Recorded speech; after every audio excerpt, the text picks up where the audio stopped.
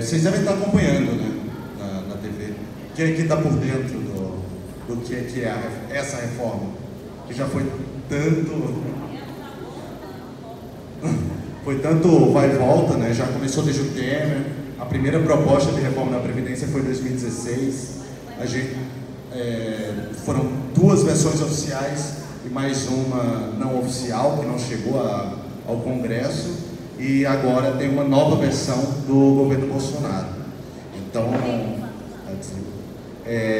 essa é a 4ª versão de uma reforma da Previdência em 3 anos.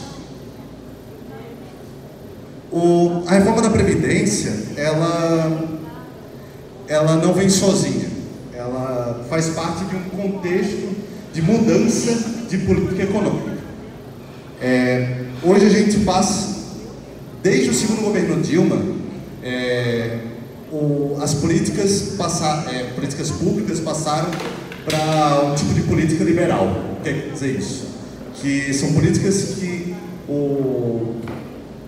não priorizam serviços sociais. Acham que quanto menor o tamanho do Estado, a presença do Estado nas nossas vidas, dando serviços, educação, saúde, assistência social, segurança pública, pior. Então, desde o segundo governo Dilma, quando ela nomeou Joaquim Levy para ministro da Fazenda, o tipo de política econômica que impera é uma política liberal.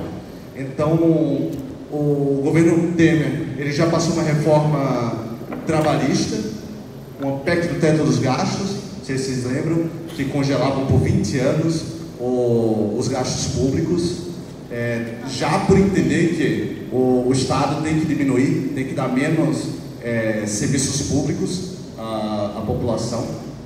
E também privatizações. O governo Bolsonaro, com o Paulo Guedes, um ultraliberal, o Ministério da Fazenda, ele propõe vender partes do Banco do Brasil, partes da Caixa Econômica e continuar o processo de venda de partes da Petrobras, por entender que empresas estatais são ruins. Então, a reforma da Previdência vem nesse contexto: diminuição de direitos à reforma trabalhista, privatizações, PEC do teto dos gastos. Então, eu vou falar aqui tanto da reforma da Previdência especificamente, ponto por ponto, mas também o que ela significa para os brasileiros, quais são as suas consequências. É isso que eu falei. Além da tentativa de eliminação dos sindicatos, né, com essa medida provisória que dificulta a arrecadação financeira dos sindicatos, apesar a reforma trabalhista já tinha começado isso, né, tirando o imposto sindical, mas agora mesmo os filiados que querem contribuir com seus sindicatos, eles vão ter maiores dificuldades para conseguir fazer com que o dinheiro chegue até os sindicatos. Mas isso vai ser tratado amanhã numa atividade do Siniteste, especificamente. Vou falar os principais pontos da reforma da Previdência, para a gente passar para uma análise mais ampla, mais macro, do que a reforma da Previdência. Primeiro, uma idade mínima, 62 anos para mulheres, 65 anos para homens. A primeira proposta de reforma da Previdência do Temer era 65 anos para todo mundo. Acaba a aposentadoria por tempo de contribuição, que antes era possível, né? E para ter 100% do benefício, o tempo de contribuição tem que ser de 40 anos. Você pode se aposentar com idade mínima, 65, 62 anos. No entanto, se você tiver só 20 anos em contribuição, você terá acesso só a 60% da tua média salarial. É uma forma de diminuir ou desincentivar aposentadorias. Estabelece 3 regras de transição, por pontos, idade mínima e um acréscimo de 50%, a mais relação ao tempo que falta para aposentar. Então, para o INSS tem 3 tipos de regra de transição e para o serviço público tem uma. Mas tudo isso aqui eu vou voltar depois de eu fazer análise mais macro do que significa a reforma da Previdência. Então não se preocupem de lembrar de tudo agora. Aumento da contribuição ao INSS, estabelecimento de novas alíquotas, vai mudar o tipo de contribuição, ou a alíquota de contribuição, vai ser no tipo que existe no imposto de renda. Então, dependendo da tua faixa de renda, você vai pagar uma alíquota específica. Vai ter a diminuição do valor das pensões, também proibição de acúmulo de pensões até 2 salários mínimos. Restrição de direito ao abono PIS/PASEP. Hoje, quem tem até 2 salários mínimos tem direito a abono. A reforma da Previdência propõe a diminuir para 1. Só quem ganha até 1 salário mínimo teria direito ao abono. Fim da aposentadoria especial para os professores. Aumento da contribuição mínima para 20 anos. E perda do direito ao FGTS e multa de 40% para o aposentado que trabalha. O aposentado que trabalha hoje, ele recolhe FGTS e, se for demitido sem justa causa, tem direito a 40% da multa em cima do que você tem de FGTS. A proposta de reforma da Previdência acaba com isso.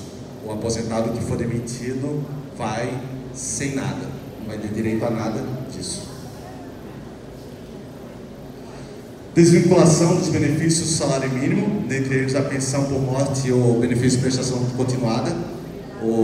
Então, o salário mínimo deixa de ser um piso, benefícios da Previdência poderão estar abaixo do salário mínimo, que já é baixo, né? Mudança nas regras de aposentadoria por invalidez dificulta. Unificação das contribuições, setor público e privado. Enquadramento dos estados com déficit fiscal por meio do aumento das alíquotas de contribuição dos servidores. Então, os estados poderão aumentar suas alíquotas para servidores públicos estaduais. E regras comuns para servidores de estados e municípios, o INSS. Então, esses são os pontos gerais. Mas a gente vai voltar mais detalhadamente para todo mundo ficar apreendendo. O que significa isso para nós trabalhadores? Se a gente puder falar do ponto principal dessa reforma da Previdência, é a idade mínima. A única coisa que o governo não quer abrir mão é da idade mínima, que é de 65 anos para homens, 62 para mulheres. Na primeira proposta da reforma da Previdência, ainda do governo Temer, no projeto tinha falando que vários lugares adotam idade mínima, algo próximo a 65 anos, como a gente quer fazer aqui. Por que não no Brasil adotá-lo também?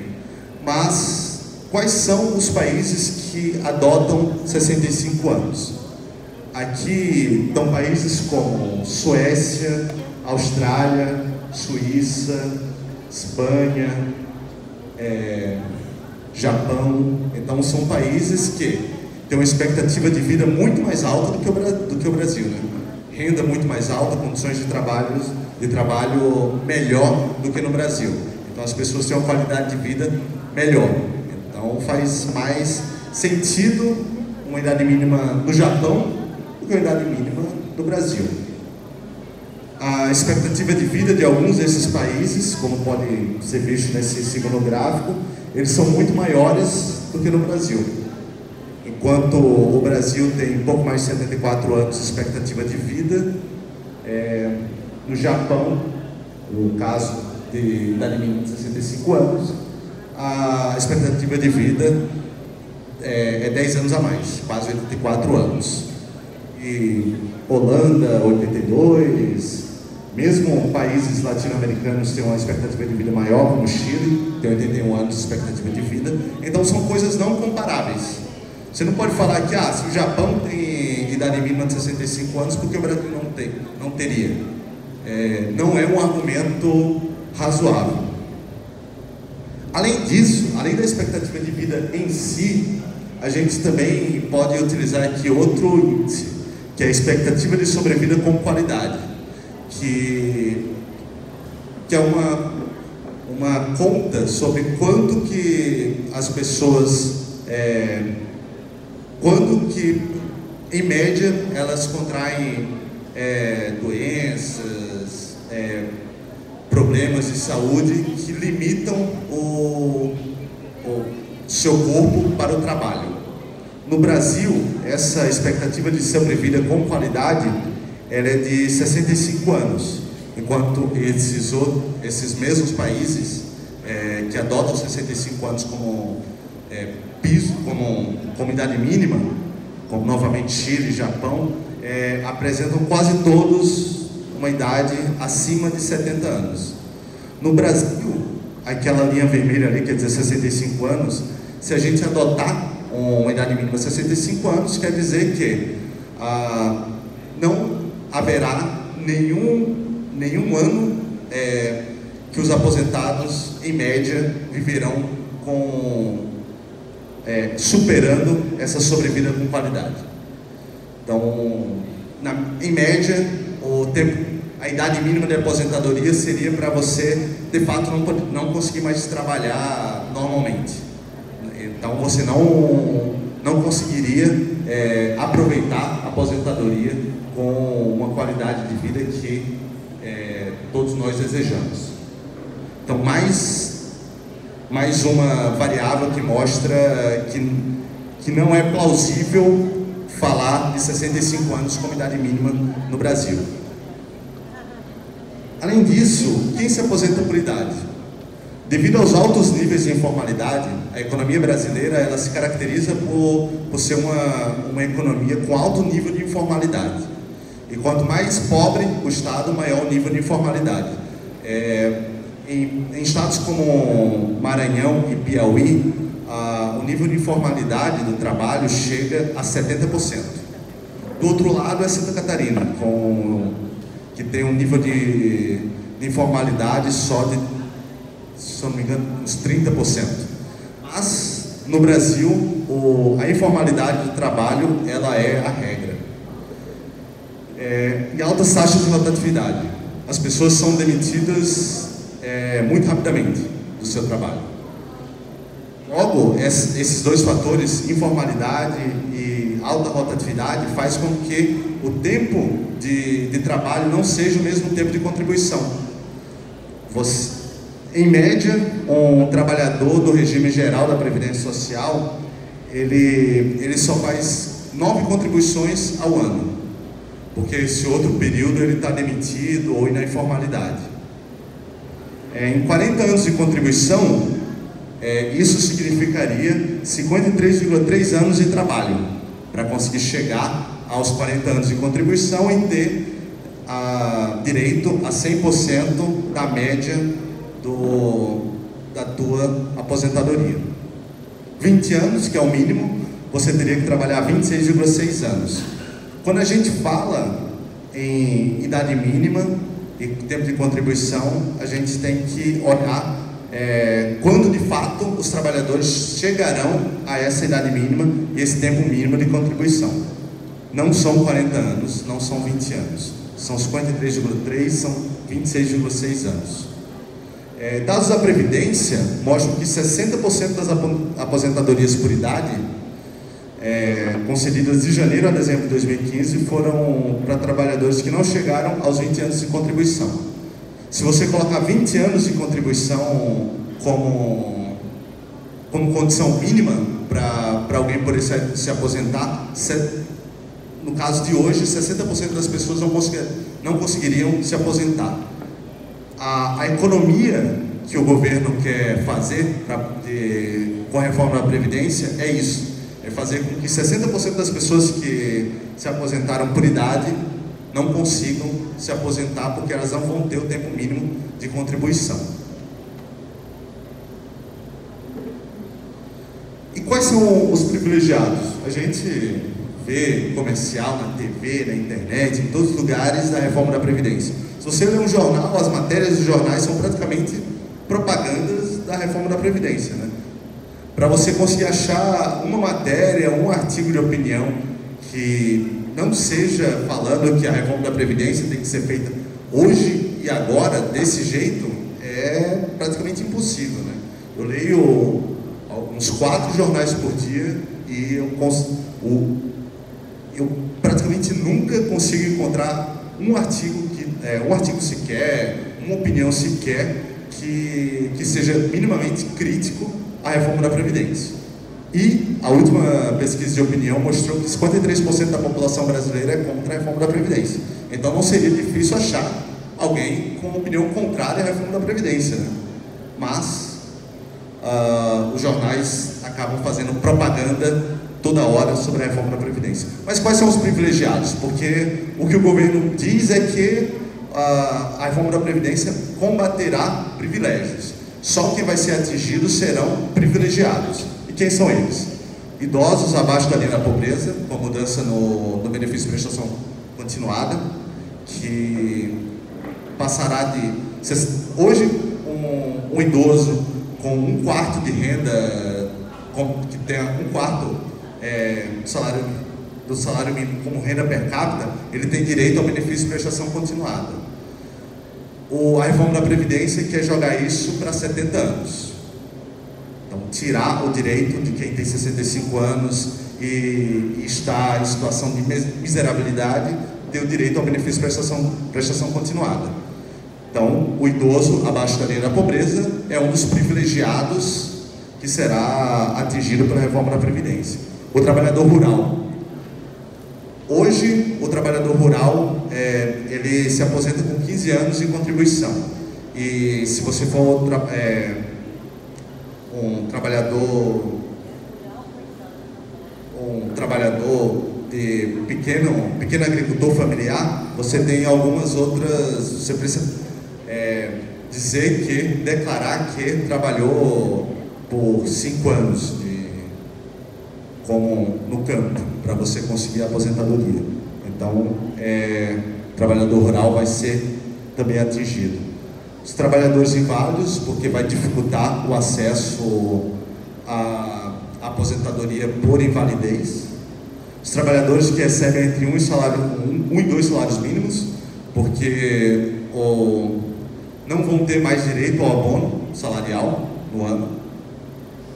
As mulheres vão ter o tempo a idade mínima aumentada, servidor público, professor, trabalhador da iniciativa privada, aposentado continua trabalhando, como eu falei aqui, pensionistas também vão ter limitações para receber as pensões. Esse é o grupo que vai ser privilegiado, que são os privilegiados na reforma da Previdência. Não, esses não...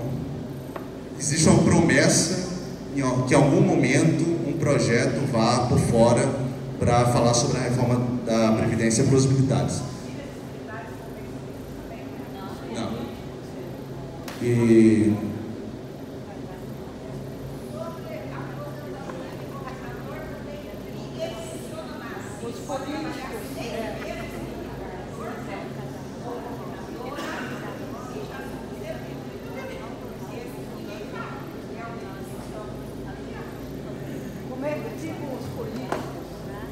Eu vou mostrar no final. Né?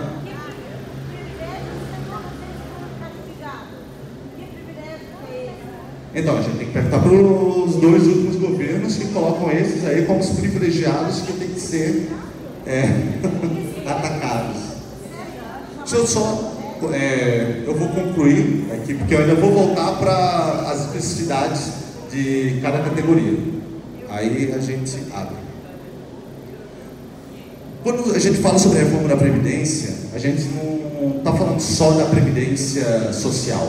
A gente está falando de todo um sistema, que é o de Seguridade Social, que é a ideia de que a população tem que ter uma garantia mínima em saúde pública, em previdência e em assistência social, para a gente não deixar pessoas que entram que não conseguirão mais trabalhar ou que não conseguiram trabalho, a gente, em 1988, criou um sistema de seguridade social que tem a saúde pública, o SUS, a Previdência Social e a assistência social. Quem aqui já ouviu falar no rombo da Previdência? Esse é um dos principais discursos do governo. Só que isso é mentira. Por quê? Quando a Previdência, ou mais especificamente a Seguridade Social, ela é financiada de três fontes diferentes: trabalhador, empregador e governo. O dinheiro para a Seguridade Social, ela tem que vir dessas três fontes.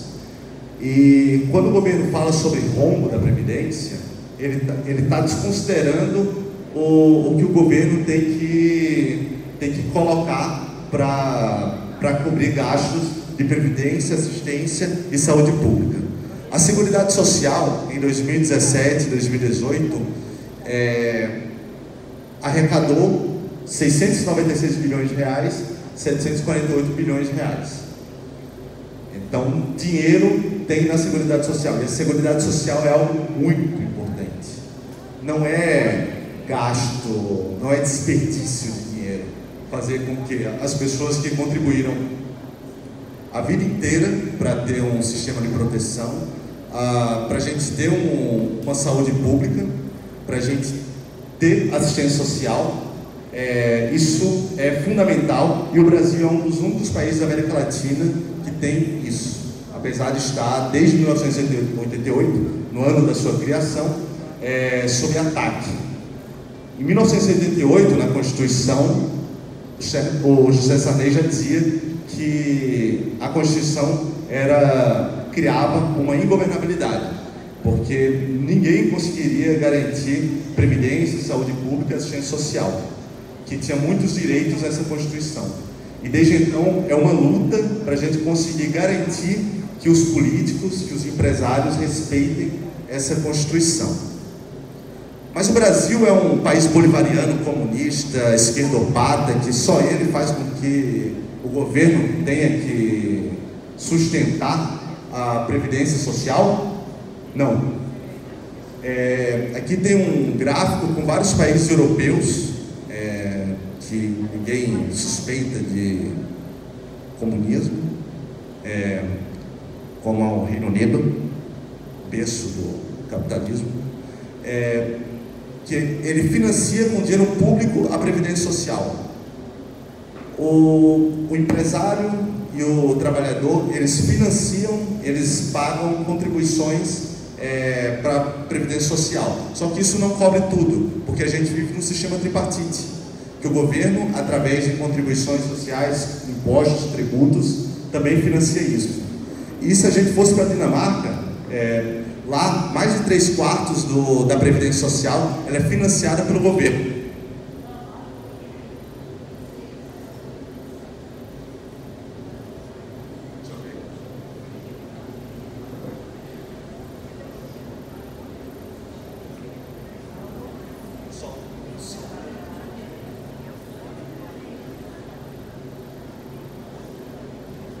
Oi. Falha técnica.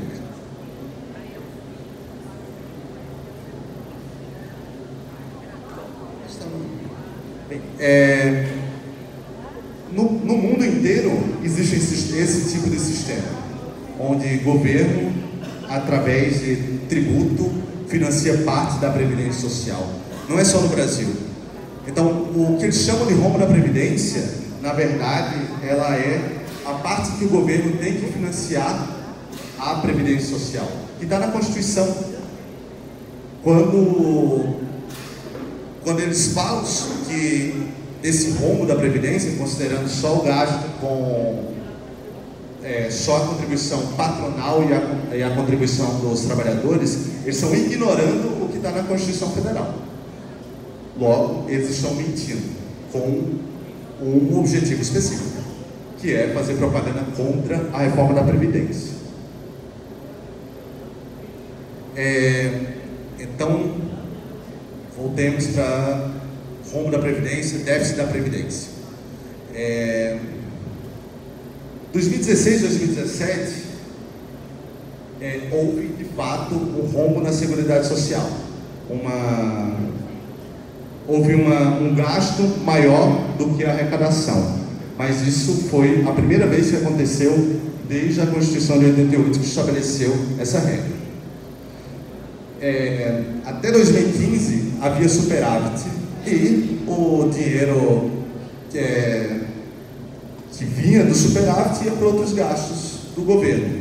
Logo, qual é o problema de, a partir de 2016, 2017, acontecer o contrário? Já que a Seguridade Social é fundamental, ainda mais em um país em crise econômica, onde as pessoas precisam de proteção. O seguro-desemprego está aqui dentro da Seguridade Social.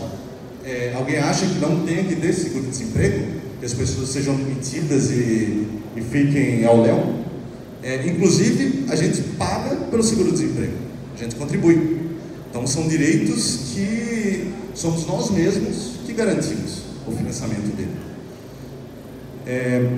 2015, crise econômica e crise política começam a gerar esse déficit, porque o desemprego diminuiu, com o desemprego aumentou, com o aumento do desemprego diminui a contribuição que trabalhadores dão à Previdência Social, e também aumenta gastos como salário-desemprego.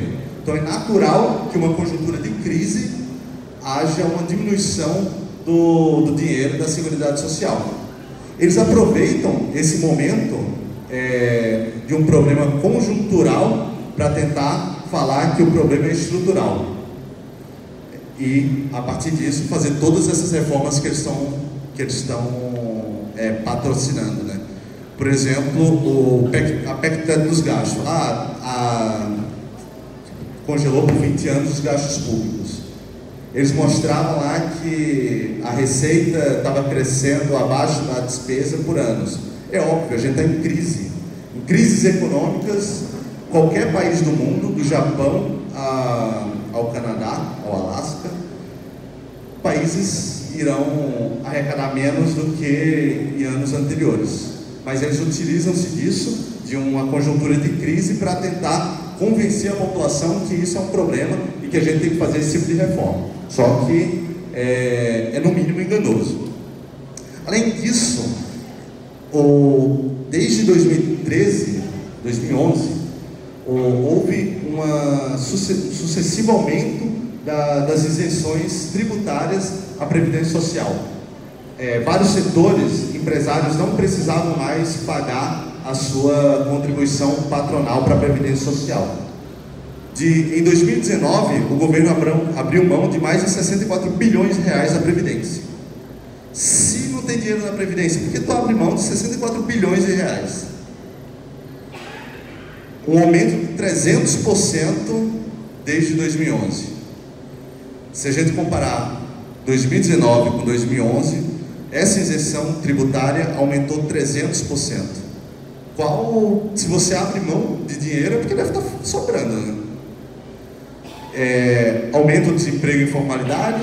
Quanto maior o desemprego e maior a informalidade, menos dinheiro vai ter na Previdência Social, e queda nas contribuições à Seguridade. O salário também diminui e diminui a arrecadação. São outras variáveis e não o problema do aposentado no Brasil que faz com que a gente tenha algum tipo de problema na Previdência Social. Nenhuma delas é culpa do trabalhador e do aposentado. São ou problemas de conjuntura ou política econômica errada, como você abrir mão de dinheiro da Previdência Social.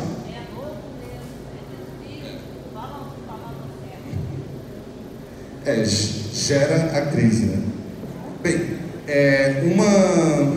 então, para não me alongar muito, eu fiz uma crítica mais rápida assim, a questões macro da reforma da Previdência. Então vamos agora para todo mundo conhecer mais detalhadamente o que é essa reforma da Previdência que o governo Bolsonaro quer votar ainda esse ano.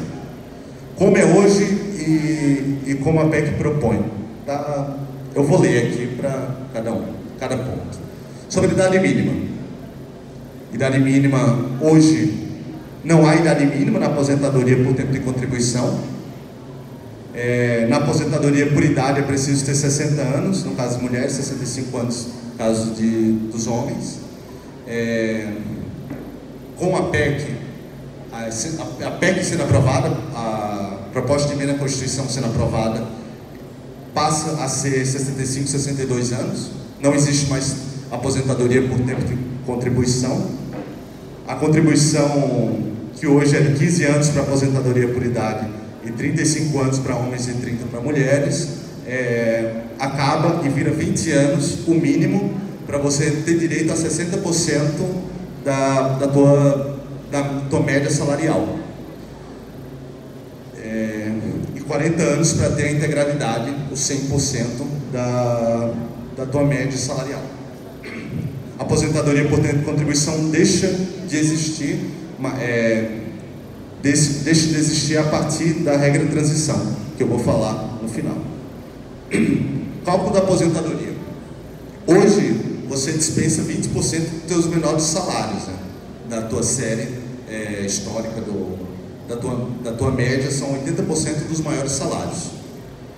Então isso tira os menores salários que geralmente você tem no início da tua vida laboral. A PEC, ela muda isso, coloca para 100%, ao invés de... Então é a média dos 100% dos teus salários. Qual é o objetivo disso? Diminuir a aposentadoria. Então, mais uma das coisas que quer fazer para economizar dinheiro com a reforma da Previdência é diminuir a aposentadoria das pessoas. Então, com esse novo tipo de cálculo, você vai conseguir pagar uma aposentadoria menor do que pagava antes. Capitalização. Isso é uma coisa importante, porque é uma mudança estrutural na Previdência. Hoje, o sistema de Previdência, a gente contribui, os trabalhadores ativos, as contribuições patronais e os impostos, para financiar as pessoas que estão aposentadas hoje. É um sistema de solidariedade. A capitalização, ela acaba com isso. As pessoas vão... É como se você tivesse uma aposentadoria privada. Todo mundo vai ter direito só ao que contribuiu e o que o banco lá que tu contratou conseguiu fazer render do teu dinheiro. Uma parte vai para ele e outra parte para você, né? Isso foi... Na década de 80, 90, tiveram vários países que adotaram isso, mas, segundo a OIT, a Organização Internacional do Trabalho, dos 30 países que adotaram isso, na década de 80, 90 e 2000, 16 já retornaram, porque não dá certo. No Chile, por exemplo, que é o principal exemplo, quando a ditadura de Pinochet, que era uma ditadura ultraliberal economicamente, ela acabou com a previdência social como nos moldes que a gente conhece, para colocar 100% de capitalização. E hoje, a maior parte dos chilenos, eles recebem o equivalente a 1/3 do salário mínimo do Chile, por conta da capitalização. Isso é um sistema que não dá certo em lugar nenhum, diminui a aposentadoria de todo mundo que está no sistema de capitalização e faz com que as pessoas mais pobres não tenham sequer o direito ao mínimo para sobreviver. O nível de suicídios entre idosos no Chile aumentou absurdamente, decorrente do sistema de capitalização.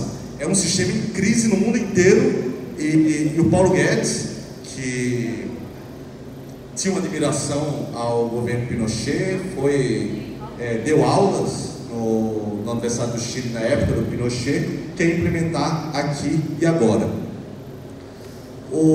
Esse sistema de capitalização, além dele em si não funcionar, ele também vai criar um nível insustentável para a Previdência Social. Por quê? Ele vai fazer com que pessoas com salários maiores migrem para a capitalização e deixem de financiar a Previdência Social pública.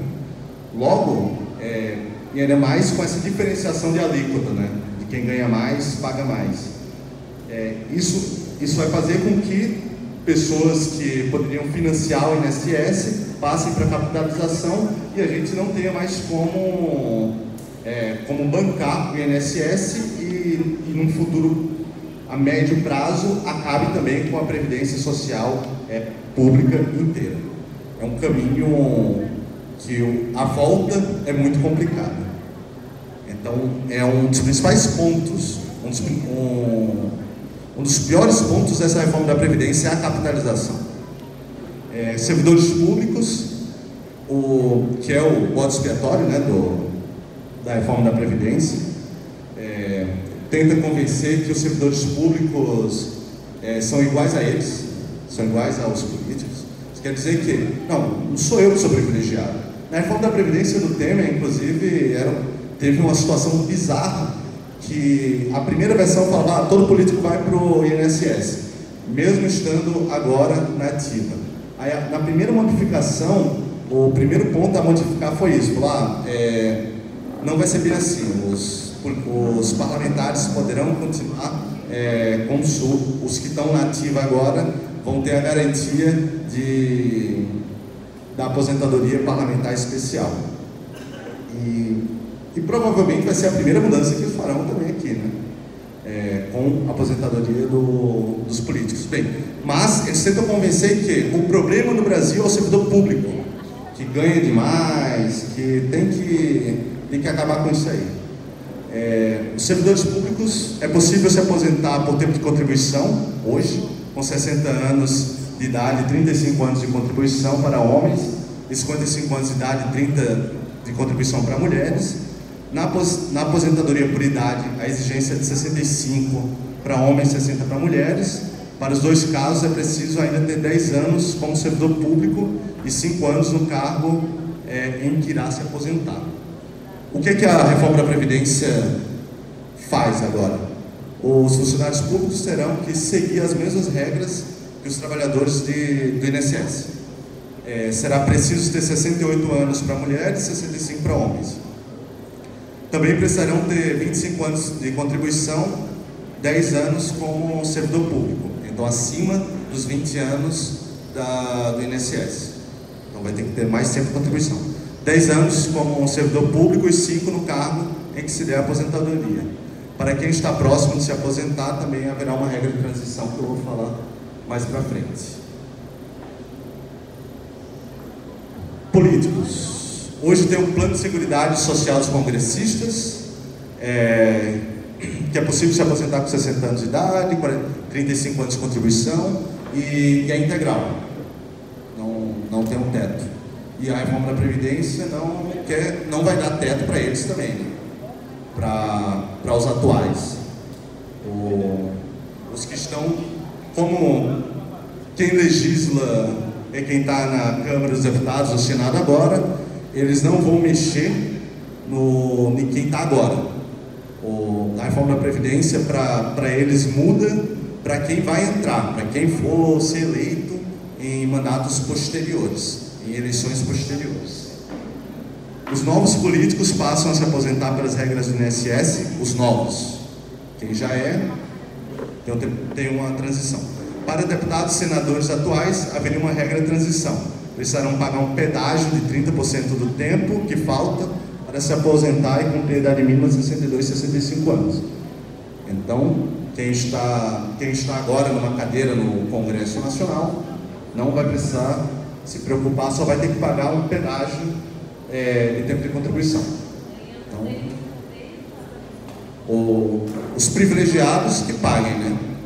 O trabalhador rural lá que tenha que aumentar 5 anos o tempo de contribuição. Pensão por morte. Uma pessoa pode acumular a pensão por morte, aposentadoria. A pensão é 100% do valor da aposentadoria que o morto recebia ou que teria direito se fosse aposentado por invalidez. Hoje é 100% e você acumula. A pensão deve ser de 50% da aposentadoria da pessoa que faleceu, mais 10% por dependente. Ou seja, a pensão será de no mínimo 60%, o máximo de 100%. Eles vão diminuir o valor das pensões. Isso são para novas emissões, quem já tem direito adquirido.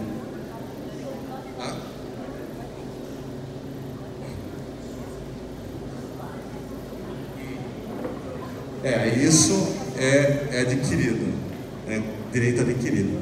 Professores, tem uma aposentadoria especial, para professores, 55 anos de idade mínima com 30 anos de contribuição, as mulheres 50, 25.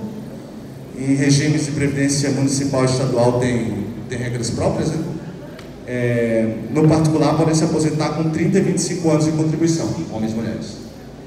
A nova, a PEC propõe o quê? Que seja 60 anos para homens e mulheres, para não ter mais diferenciação, e com 30 anos de contribuição para o professor que comprovar exclusivamente tempo nas funções de magistério da educação infantil e nos ensinos fundamental e médio. A vida vai piorar para professores também. Outros privilegiados. Trabalhador rural é uma das mais bizarras, mais cruéis formas. Pode se aposentar hoje com 60 anos, homens, 55 mulheres, com 15 anos de contribuição. Trabalhadores de economia familiar podem se aposentar sem ter contribuído, desde que comprovem 15 anos de atividade rural. A reforma quer colocar idade mínima de 60 anos, tanto para homens quanto para mulheres, e 20 anos de contribuição. Os segurados especiais terão que contribuir com um percentual sobre a produção, com contribuição anual de pelo menos R$600 para a família. Logo, os trabalhadores rurais, muito menos trabalhadores rurais, vão conseguir se aposentar e eles vão ter que desembolsar mais dinheiro por ano para pagar a aposentadoria. Também tem as mulheres, né? As mulheres sobe de 55 para 60 anos. Provavelmente mais um dos privilegiados que o governo diz. Insalubridade vai mudar também. Pessoas que trabalham em condições insalubres podem se aposentar depois de cumprir 15, 20 ou 25 anos de contribuição, dependendo do setor. Hoje será adotado um sistema de pontos, com o objetivo de diminuir ou dificultar a aposentadoria desses indivíduos. A benefício de prestação continuada, que junto com trabalhadores rurais pode ser classificado como o mais cruel, que hoje qualquer idoso com 1/4 de renda de salário mínimo, ele tem direito a benefício de prestação continuada. Com a reforma da Previdência, a partir dos 60 anos você teria direito, nessas mesmas condições, a R$400, isso sem nenhum lastro com o salário mínimo, com a inflação, ou seja, daqui a 10 anos esses R$400 valerão 300, 250, e só com 70 anos que você aí vai ter um direito de receber um salário mínimo para sobreviver. Afinal de contas, com 60 anos e estando na condição de miserabilidade, porque isso para o IBGE é pobreza, você estando abaixo da linha da pobreza, você terá direito a receber o BPC, a receber um salário mínimo. Então isso também faz parte da mudança de quê? De concepção da da Seguridade Social, que a partir de agora pessoas podem viver com menos que um salário mínimo. Então, pensionista e idosos que ainda não atingiram 70 anos, que estão em condição de miserabilidade, podem viver, segundo o governo, com menos do que um salário mínimo. O abono salarial, PIS/PASEP, que eu já falei, que hoje são trabalhadores que recebem até 2 salários mínimos, têm direito a um abono anual. O governo quer economizar com os que têm até 2 salários mínimos. Afinal de contas, quem ganha R$ 1.900, para o governo também é um dos privilegiados que tem que acabar com isso aí. Invalidez, o aposentado por invalidez recebe 100% da média salarial, e com a reforma da Previdência, só receberão 100% da média salarial no caso de acidente de trabalho, doença relacionada à atividade profissional ou doença comprovadamente adquirida no emprego.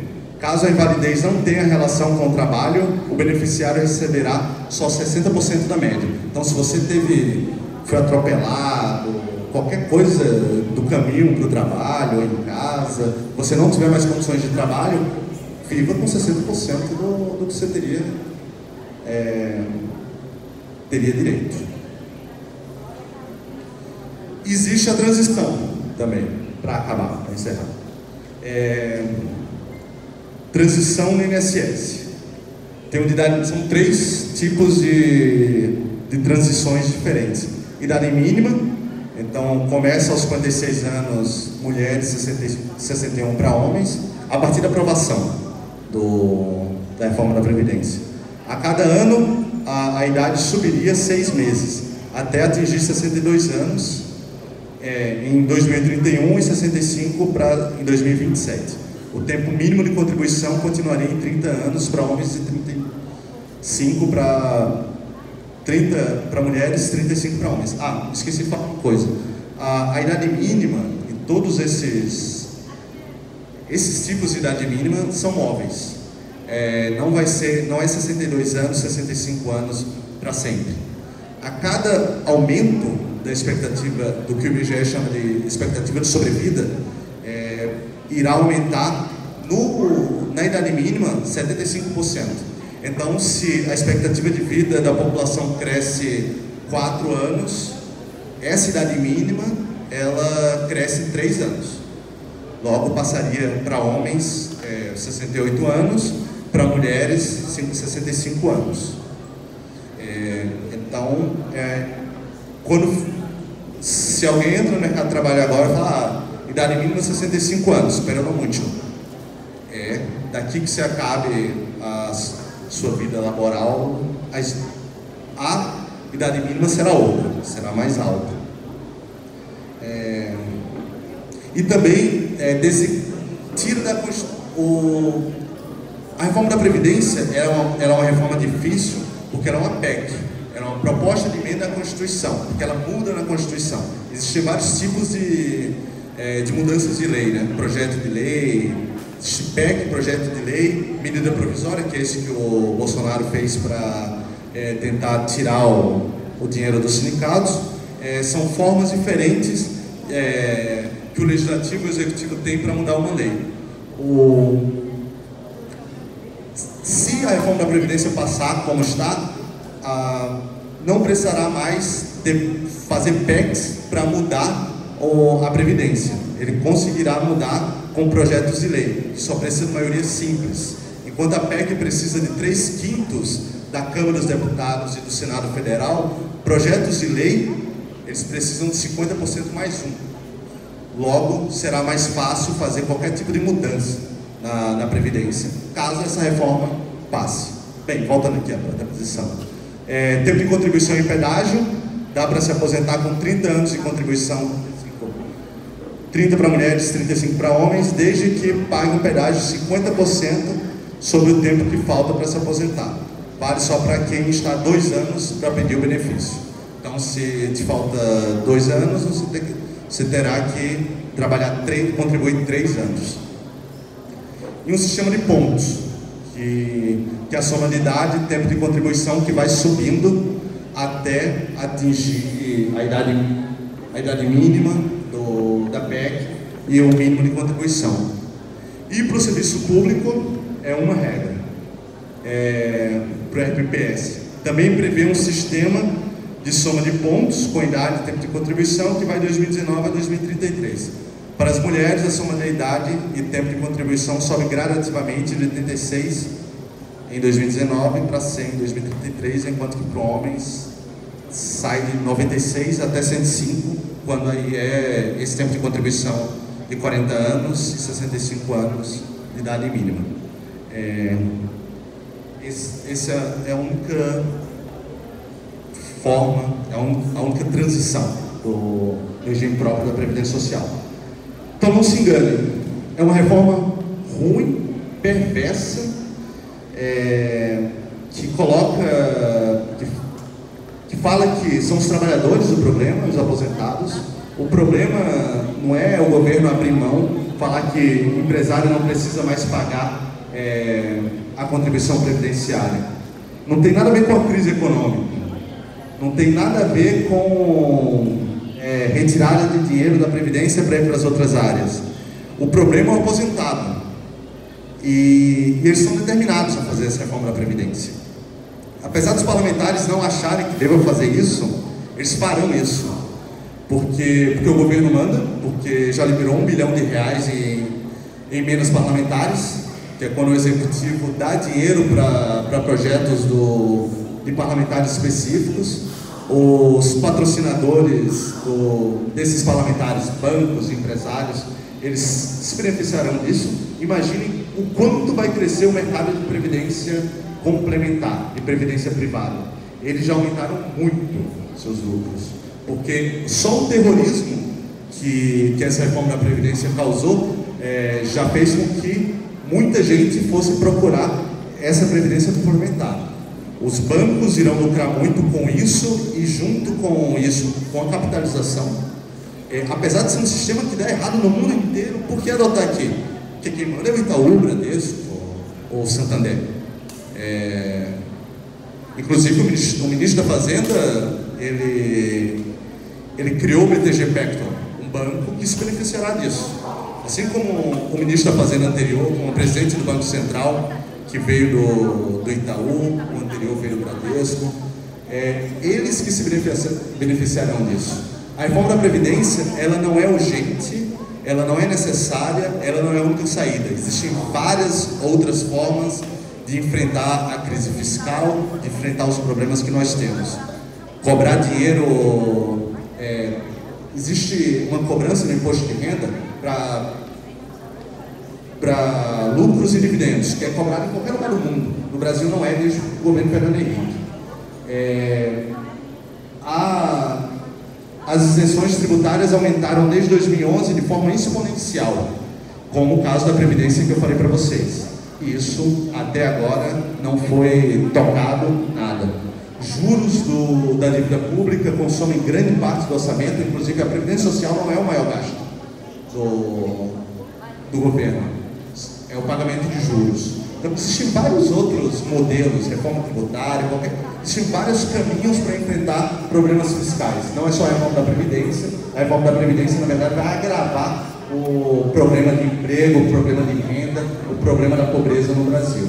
E se a gente não fizer nada, daqui a 10 anos estaremos muito piores do que hoje. Vários idosos na rua, sem trabalho, porque como é que você com 70 anos você vai conseguir mais trabalho? A taxa de desemprego dos idosos no Brasil dobrou nos últimos 5 anos, segundo o IBGE. Então, se a gente não fizer nada, se a gente não resistir, o Brasil estará pior amanhã do que hoje.